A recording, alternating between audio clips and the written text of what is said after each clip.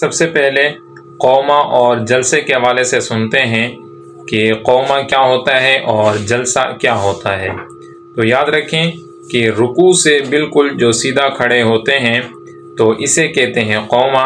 اور سجدہ کرنے کے بعد یعنی ایک سجدہ کرنے کے بعد جو بیٹھتے ہیں تو اسے کہتے ہیں جلسہ۔ تو قوما اور جلسہ یہ نماز کے اندر کرنا یہ واجب ہے،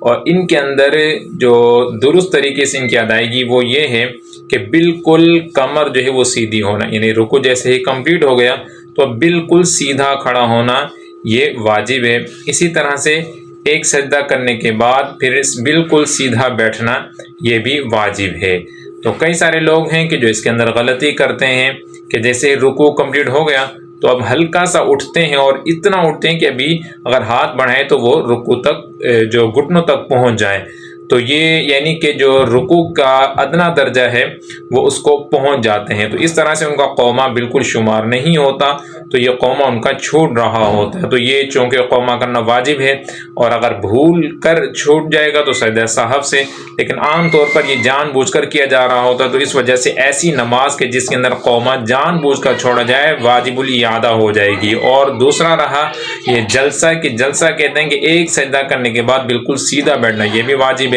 کچھ لوگوں کو دیکھا گیا کہ وہ ایک سجدہ کرنے کے بعد ہلکا سا اٹھتے ہیں اور پھر دوسرے سجدے کے اندر چلے جاتے ہیں، تو اس طرح سے ان کا جلسہ یہ بھی چھوٹ جاتا ہے۔ اگر بھول کر چھوڑیں گے تو سجدہ سہو ہوگا، لیکن کئی جو لوگ چھوڑتے ہیں عام طور پر جان بوجھ کر ہی چھوڑ رہے ہوتے ہیں کہ سجدہ کیا اور ہلکا سا اوپر اٹھے اور پھر سجدے کے اندر چلے گئے، تو ایسا ہرگز نہیں کرنا چاہیے، بلکہ سجدہ کرنے کے بعد بالکل سیدھا بیٹھنا چاہیے کہ کمر جو ہے بالکل سیدھی ہی ہو جائے، اس کے بعد دوسرے سجدے میں جانا چاہیے۔